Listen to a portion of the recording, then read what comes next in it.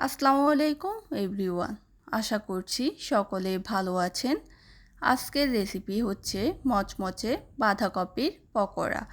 আপনিও চাইলে বাঁধাকপির পকোড়াগুলো বানিয়ে নিতে পারেন অনেক সহজেই। পকোড়া বানানোর জন্য আমি এখানে বাঁধাকপি কুচিয়ে নিয়েছি। বাঁধাকপিটা আমি আগে থেকেই পরিষ্কার করে ধুয়ে নিয়েছি। কুচি করে নেওয়ার পর একটা বড় বাটিতে নিয়ে নিয়েছি।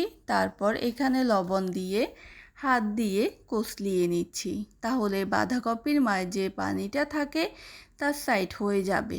তারপর চেপে চেপে আমি বাঁধাকপি পানি থেকে সরিয়ে বাটিতে নিয়ে নিলাম। বাটিতে নিয়ে আমি দিয়ে দিচ্ছি 1/4 কাপ চালের গুঁড়া, 1/3 কাপ ময়দা, একটা ডিম, পেঁয়াজ কুচি, লবণ, মরিচ কুচি, হলুদের গুঁড়ো 1/2 চামচ, মরিচের গুঁড়ো, ধনিয়া পাতা কুচি, সব কিছু একসাথে দিয়ে মিশিয়ে নিব। আমি এখানে ভালোভাবে মিক্স করে নিব, জানি সবগুলো একসাথে মিশে। এই পকোড়াটা খেতে অনেক মজার হয়। অনেকে অনেকভাবে এই পকোড়াটা পরিবেশন করে থাকেন, অনেকে সস দিয়েও পরিবেশন করেন। আমি চুলায় প্যান বসিয়ে তেল গরম দিয়েছি।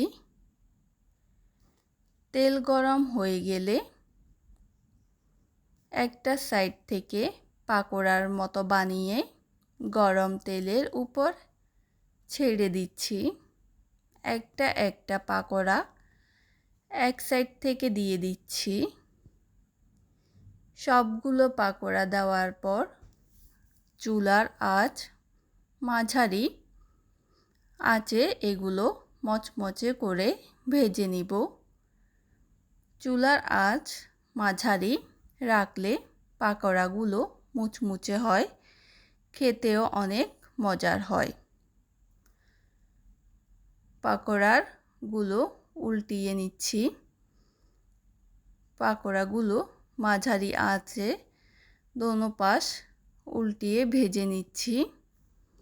কালার চলে আসলেই পকোড়াগুলো উঠিয়ে নিব। পকোড়াগুলো বানানো হয়ে গেছে। চাইলে এগুলো আপনি সসের সাথেও পরিবেশন করতে পারেন।